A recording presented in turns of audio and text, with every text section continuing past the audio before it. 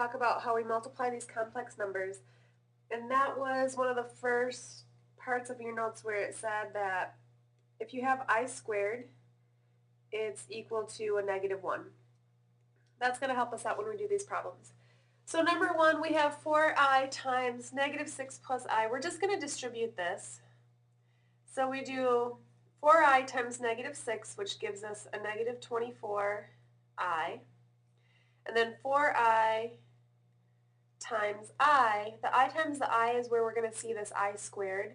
So it's going to be 4I squared. And anytime we see I squared, we say, oh yeah, I know what I squared equals. That actually equals a negative 1.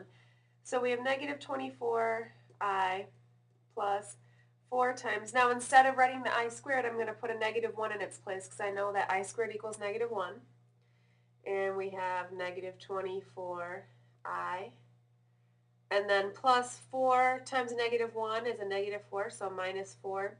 And then the very last thing we want to do is make sure we have this in standard form, which standard form always has the term with the I in it last. So we're going to just switch our order and say negative 4 minus 24I.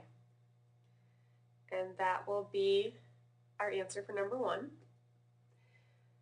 Number 2, it looks like something we could probably FOIL. So let's try foiling. We have 9 times negative 4, which is a negative 36.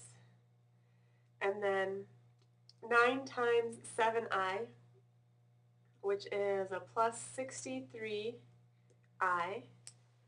And then we have negative 2I times a negative 4. So the negative 2 times negative 4 is a positive 8I. And then negative 2I times 7I. So the negative 2 times 7 is a negative 14. And I times I is I squared. So there's that I squared again. We're going to talk about that in a minute. So when we simplify, we are going to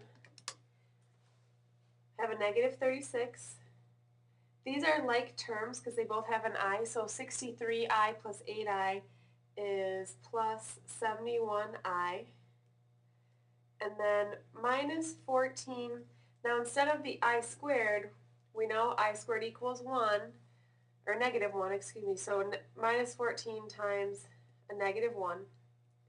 So we can keep simplifying. We have a negative 36 plus 71I. And then minus 14 times negative 1 becomes a plus 14. And now we have some like terms to combine. The negative 36 plus 14 is going to give us a negative 22, and then we have our plus 71I in the end. Now this is standard form because we have the I term last.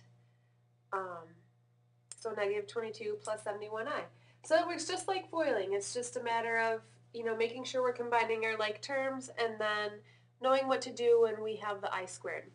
So let's try one more. Number 3, when we FOIL this, we do negative 1 times negative 1, and that gives us a positive 1. Negative 1 times 5I is a negative 5I. Negative 5I times a negative 1 is a positive 5I. And then our last negative 5I times 5I is minus 25I squared because we had the I times I.